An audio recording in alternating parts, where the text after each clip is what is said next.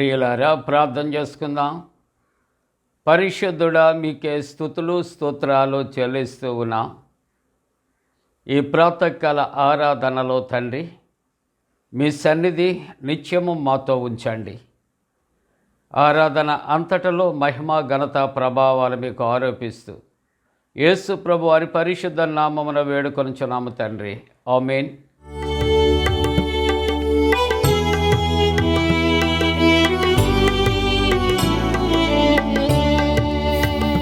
వాసిల్లేను సిలువలో పాపక్షమా, యేసు ప్రభుని దివ్య క్షమా.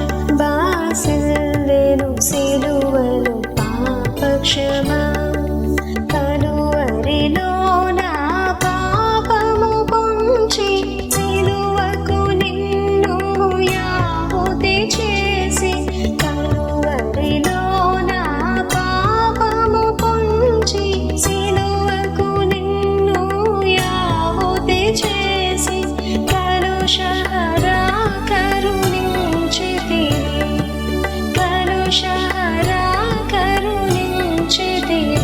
వాసిల్లేను సిలువలో పాపక్షమా, దోషము చేసినది నేనే కదా, మోసములో బ్రతికిన నేనే కదా, దోషము చేసినది నేనే కదా, మోసములో బ్రతికిన నేనే కదా. మోసితివా నా శాపభారం, మోసితివా నా శాపభారం. వాసిల్లేను సిలువలో పాపక్షమా, పాపము చేసి గడించితి మరణం, శాపమేగానే నార్జించినది. పాపము చేసి గడించితి మరణం, శాపమేగానే నార్జించినది. కాపరివై నన్ను బ్రోచితివి, కాపరివై నన్ను బ్రోచితివి. వాసిల్లేను సిలువలో పాపక్షమా, ఎందులకు నాపై ప్రేమ, అంధదయా స్వామి నామదికి. ఎందులకు నాపై ప్రేమ, అంధదయా స్వామి నామదికి. అందులకే భయముందితివి, అందులకే భయముందితివి. వాసిల్లేను సిలువలో పాపక్షమా. Praise the lord. శ్రమల కాల ధ్యానాలలో ఏకీభవిస్తున్న మీ అందరికీ మన ప్రభువును ప్రియరక్షకుడైనటువంటి యేసుక్రీస్తు నామమున శుభాలు తెలియజేస్తూ ఉన్నాను. నేటి దినము ఈ సిలువ ధ్యానాలలో మనం ధ్యానించబోయేటువంటి అంశము అద్వితీయ బాంధవ్యము, యూనిక్ రిలేషన్షిప్. అద్వితీయ అనేటువంటి మాటను యూనిక్ అని, లేకపోతే అన్ఈక్వల్డ్ అని మనం ఇంగ్లీష్లో మెన్షన్ చేస్తూ ఉంటాము. దాని యొక్క అర్థం కనుక మనం చూస్తూ ఉంటే ఏకైక, లేకపోతే అసమానమైన, సరిలేని, లేదా ప్రత్యేకమైనటువంటి అనే భావము మనకి కలుగుతూ ఉన్నది. బాంధవ్యం అనేటువంటి మాటను గనక చూస్తూ ఉంటే మనందరికీ తెలిసిందే సంబంధము. కాబట్టి అద్వితీయ బాంధవ్యము అని అంటే ప్రత్యేకమైనటువంటి సంబంధము అనేటువంటి అర్థాన్ని నేటి దినాన్ని మనము జ్ఞాపకం చేసుకుంటూ ఉన్నాము. ఈ లోకంలో చాలా జనాన్ని మనం చూస్తూ ఉంటాము, అనేక రకాలైనటువంటి మనుషులను చూస్తూ ఉంటాము. ఒక్కొక్కరు ఒక్కొక్క రకమైనటువంటి స్వభావం కలిగిన వారిగా మనం చూడగలుగుతూ ఉంటాము. అయితే మనము వారు ప్రత్యేకమైనటువంటి వారు, హీఈస్ యూనిక్, షీఈస్ యూనిక్ అని మాత్రము ఖచ్చితంగా ఒకవేళ సందర్భాన్ని బట్టి అంటామేమో కానీ తర్వాత వారిలో ఉన్నటువంటి పోలిక మరి ఒకరితో ఖచ్చితంగా మనము కంపేర్ చేస్తూ ఉంటాము. కాబట్టి ఇతను ప్రత్యేకమైనటువంటి వాడు, ఈమె ప్రత్యేకమైనటువంటిది, వీరిలాంటి వారు మరి ఒకరు ఈ ప్రపంచంలో ఎక్కడా ఉండరు అని మాత్రము చెప్పేటువంటి సందర్భాలు చాలా అరుదుగా మనము చూడగలుగుతూ ఉంటాము. కాబట్టి is there any one unique లేకపోతే is there any unique God అని కనుక మనం ఆలోచన చేస్తే, అవును, అద్వితీయ బాంధవ్యము కలిగినటువంటి వ్యక్తి, ప్రత్యేకమైనటువంటి వ్యక్తి ఖచ్చితంగా ఉన్నారు. ఎవరు ఆ అద్వితీయుడు అని అంటే, దేవుని యొక్క వాక్యము 86వ సంకీర్తన 8వ వచనంలో మనకు తెలియచేయబడుతూ ఉంది. నీవే అద్వితీయ దేవుడవు అని దేవుని గూర్చి మనకి తెలియచేయబడుతూ ఉంది. రెండవ మాట మార్కు సువార్త 12వ అధ్యాయము 29వ వచనంలో చూస్తే, యేసు మన దేవుడైన ప్రభువు అద్వితీయ ప్రభువు అని వ్రాయబడుతూ ఉన్నది. యోహాను సువార్త 3వ అధ్యాయము 16వ వచనంలో కూడా, కాగా ఆయన తన అద్వితీయ కుమారునిగా పుట్టిన వాని యందు అని చాలా స్పష్టముగా లేఖనాల ద్వారా మనకి బయలుపరచబడుతూ ఉన్నది. కాబట్టి ప్రియ దేవుని బిడ్డలారా, ఎవరు అద్వితీయుడు అని అంటే, యేసుక్రీస్తు ప్రత్యేకమైనటువంటి వాడు. ఆయన అద్వితీయుడు అనేటువంటి స్పష్టత మనకి చాలా ఖచ్చితంగా తెలియచేయబడుతూ ఉన్నది. So what made God unique? దేవుణ్ణి ఆ ప్రత్యేకమైనటువంటి వానిగా ఏమి చేసింది? ఆయనలో ఉన్నటువంటి ప్రత్యేకత ఏంటి? Why he is so special? ఎందుకు ఆయన అంత ఇతరులతో పోల్చుకోలేనటువంటి రీతిలో అంత ప్రత్యేకమైనటువంటి వానిగా ఆయన ఉన్నాడు అని అంటే, he is unique because of his presence. ఆయన యొక్క ఉనికిని బట్టి ఆయన ప్రత్యేకమైన వానిగా మొట్టమొదటిగా మనం చూస్తూ ఉన్నాము. ఆయన తనకు తానుగా ఉన్నవాడు. ఎవరి ద్వారానో ఆయన సృజించబడలేదు, ఎవరి ద్వారానో ఆయన యొక్క ఉనికి కలగలేదు, కానీ తనకు తానుగా ఆయన ఉన్నవాడుగా చూడగలుగుతూ ఉన్నాము. కొలసీలకు రాసిన పత్రిక 1వ అధ్యాయము 17వ వచనంలో ఆయన అన్నిటికంటే ముందుగా ఉన్నవాడు అని తెలియచేయబడుతూ ఉన్నది. ఇంకా ఇర్మియా గ్రంథము 23వ వచనము 23వ అధ్యాయము 24వ వచనంలో చూస్తే, అంతటా ఉన్నవాడు అని తెలియచేయబడుతూ ఉన్నది. అంటే యేసుక్రీస్తు లేకపోతే దేవుడు ఎందుకు ఆయన ప్రత్యేకమైనటువంటి వానిగా ఉన్నాడు అని గనక ఆలోచన చేస్తూ ఉంటే, ఆయన తన యొక్క ఉనికిని బట్టి, ఎందుకు అనంటే ఆయన తనకు తానుగా ఉన్నవాడు, అన్నిటికంటే ముందుగా ఉన్నవాడు, అదే విధముగా అంతటా ఉన్నవాడు. కాబట్టి ఆయన అద్వితీయుడు అని మనం ఆలోచన చేస్తూ ఉన్నాము. రెండవది, వై హీఈస్ యూనిక్ అంటే, he is unique because of his birth. ఆయన యొక్క జననమును గూర్చి ఆయన ప్రత్యేకమైనటువంటి వాడు. మనం చదువుకున్నాము కదా, ఆయన అద్వితీయ కుమారునిగా పుట్టినవాడు అంటే జనతైక కుమారుడు అనగా సృజింపబడక జన్మించినటువంటి వాడు అని అక్కడ వ్రాయబడుతూ ఉన్నది.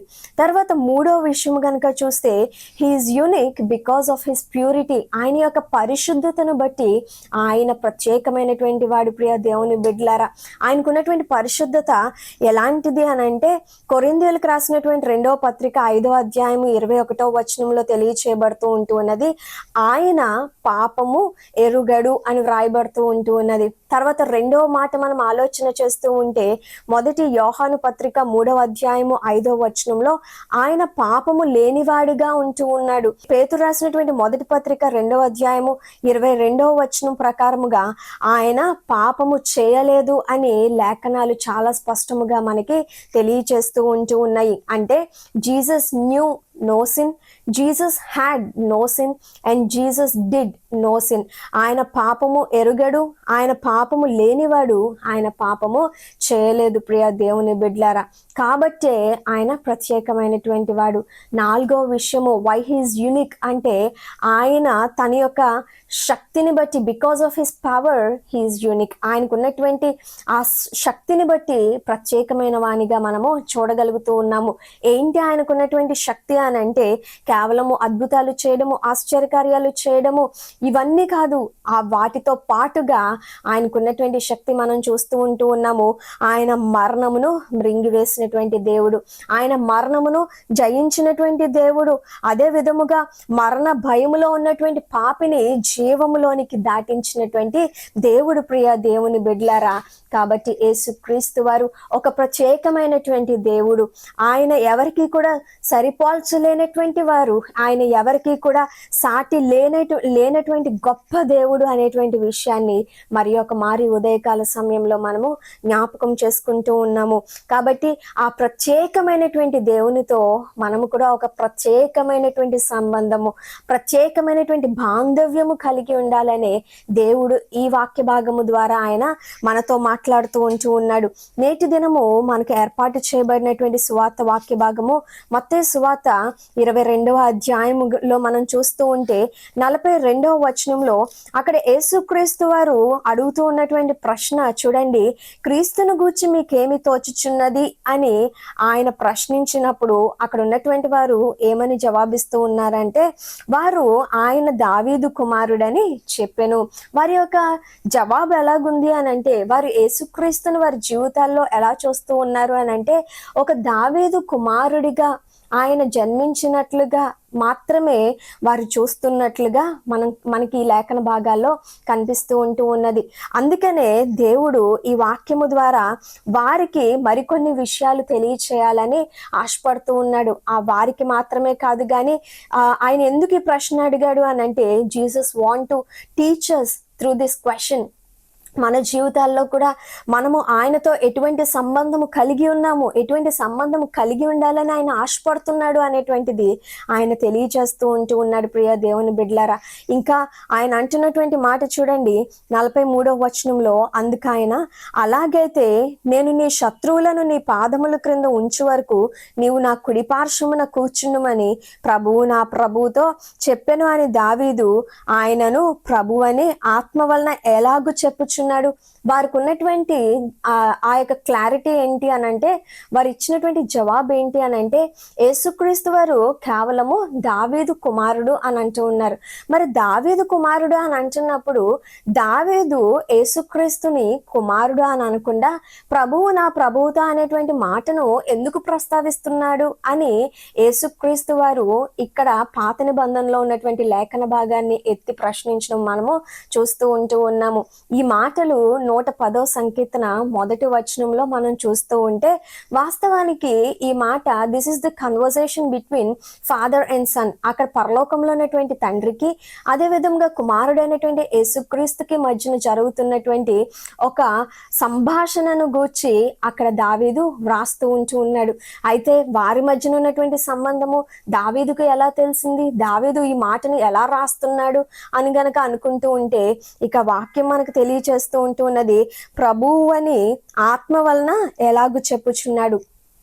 దావీదు ఎలా చెప్తున్నాడు అని అంటే, దేవుని యొక్క ఆత్మ వలన అతను నింపబడి ఈ మాటలు పలుకుచూ ఉండడము, ఈ మాటలు వ్రాస్తూ ఉండడము మనం చూస్తూ ఉన్నాం. ప్రియ దేవుని బిడ్డలారా, అయితే ఇక్కడ దావీదు యొక్క ఉద్దేశము ప్రభువు నా ప్రభువుతో అనేటువంటి మాటను ఎందుకు ప్రస్తావిస్తూ ఉన్నాడు అని అంటే, ఇక్కడ మొట్టమొదటిగా ప్రభువు అని ప్రస్తావించింది పరలోకపు తండ్రి అయితే, రెండో ప్రభువు అనేటువంటి మాట యేసుక్రీస్తును ఉద్దేశించి మాట్లాడుతూ ఉన్నాడు. సో ఇక్కడ మొదటి ప్రభువు అనే మాట యాహ్వే అనేటువంటి ఆ మాటగా మనం చూస్తూ ఉంటే, రెండవ ప్రభువు ఏంటి అని అంటే ఎడోనై, అంటే he is my master or he is my lord అనేటువంటి అర్థము మనము గమనించాలి. ప్రియ దేవుని బిడ్డలారా, అంటే దావీదు పరలోకపు తండ్రితో సంబంధము కలిగి ఉండడము మాత్రమే కాదు, కానీ ఆ పరమ తండ్రికి కుమారుడైనటువంటి యేసుక్రీస్తుకి మధ్యనున్నటువంటి ఆ తేడాను గుర్తించగలిగి ఆ మాటలను రెండూ కూడా విడివిడిగా మాట్లాడడము మనము చూస్తూ ఉన్నాము. కాబట్టి ఇక్కడ దావీదు మాట్లాడినటువంటి మాటను బట్టి చూస్తే ప్రభువు నా ప్రభువుతో అని అంటూ ఉన్నాడు. అంటే he is mentioning God as his lord. యేసుక్రీస్తుని దావీదు ఎలా ప్రస్తావిస్తూ ఉన్నాడు అని అంటే, నా ప్రభువు, ఎవరు ప్రభువో కాదు, నా ప్రభువు అనేటువంటి మాటను చాలా స్పష్టముగా అతను చెప్పగలుగుతూ ఉన్నాడు, ఒప్పుకోగలుగుతూ ఉన్నాడు యేసుక్రీస్తు తన యొక్క ప్రభువు అని. అంటే తన మాట ద్వారా here David expresses his reverence, his obedience, his believe and his Joy in Christ. అంటే తను దేవుని పట్ల కలిగి ఉన్నటువంటి గౌరవాన్ని, తనకి దేవుని అందు కలిగి ఉన్నటువంటి విశ్వాసాన్ని, విధేయతను, అదే విధంగా దేవునిలో తను పొందుకుంటున్నటువంటి ఆనందమును ఈ మాట ద్వారా బయలుపరుస్తూ ఉండడం మనము చూడగలుగుతూ ఉన్నాం ప్రియ దేవుని బిడ్డలారా.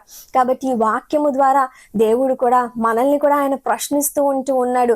Do you have that unique relationship with God? దేవునితో నీకు కూడా ఒక ప్రత్యేకమైనటువంటి సంబంధము, ఆ బాంధవ్యము కలిగి ఉన్నావా అని ఆలోచన చేస్తూ అని ఆయన ప్రశ్నిస్తూ ఉన్నాడేమో. ఒకవేళ మనం ఈ లోకంలో చాలా రిలేషన్స్ కలిగి ఉంటాము. తల్లిదండ్రులు, అక్క చెల్లెళ్ళు, అన్నతమ్ములు, లేకపోతే బంధుమిత్రులు అనేక మంది ఉంటారు. అయితే దేవుడు నీకు ఒక ప్రత్యేకమైనటువంటి వ్యక్తిగా ఉన్నాడా? దేవునితో నువ్వు ఒక ప్రత్యేకమైనటువంటి సంబంధము కలిగి ఉన్నావా అనేటువంటి విషయాన్ని ఈ దినం మనము ఆలోచన చేసుకోవాలి. So what does it mean to have a unique relationship with God? దేవునితో ఒక ప్రత్యేకమైనటువంటి సంబంధము కలిగి ఉండడము అంటే ఏంటి అని అంటే, ఇక్కడ దావీదు ఎలాగైతే దేవుని ఎడల తను కలిగి ఉన్నటువంటి భక్తిని, గౌరవాన్ని తను ప్రదర్శించగలిగాడో మనము కూడా దేవుని ఎడల వాటిని కనుపరచగలిగేటువంటి స్థితిలో మనం ఉండాలి. దేవుని వాక్యం మనకు సెలవిస్తూ ఉంది కదా, నిర్గమకాండము 20వ అధ్యాయము 12వ వచనంలో, నీవు దీర్ఘాయుష్మంతుడగినట్లు నీ తండ్రిని తల్లిని సన్మానింపుము. నీవు జీవము కలిగి ఉండాలి అనంటే, నీ యొక్క ఆయుష్ పొడిగించబడాలి అనంటే నీ తల్లిని తండ్రిని సన్మానింపుము. అంటే సన్మానించడము అనంటే దండలు వేయడము, లేకపోతే ఒక షాల్ కప్పి అందరి ముందు పొగడడం మాత్రమే కాదు, కానీ వారి పట్ల ప్రేమ కలిగి ఉండడము, గౌరవము కలిగి ఉండడము, విధేయత కలిగి ఉండడము, వారి పట్ల బాధ్యత కలిగి ఉండడము. ఇదే స్వభావము మనం దేవుని ఎడల కూడా కలిగి ఉన్నామా? దేవుని ప్రేమిస్తున్నామా? విధేయత చూపిస్తున్నామా? ఆయన ఇచ్చినటువంటి బాధ్యతను స్వీకరించేవారుగా ఉన్నామా అని ఈ దినము దేవుడు మనతో మాట్లాడుతూ ఉన్నాడు. ప్రియ దేవుని బిడ్డలారా, ఒకవేళ మీరు అనుకోవచ్చు, నేను దేవునితో సంబంధం కలిగి ఉన్నాను కాబట్టే కదా మందిరానికి వస్తూ ఉన్నాను, నేను దేవుని బిడ్డగా జీవిస్తున్నాను కాబట్టే కదా ఆయన వాక్యం వింటూ ఉన్నాను, ఇవన్నీ నేను ఆచరిస్తూ ఉన్నాను అని మనం అనుకోవచ్చేమో. కానీ దేవుడు మనం ఎన్ని చెప్పినప్పటికీ కూడా చాలాసార్లు మనం రీజన్స్ చెప్తూ ఉంటాము.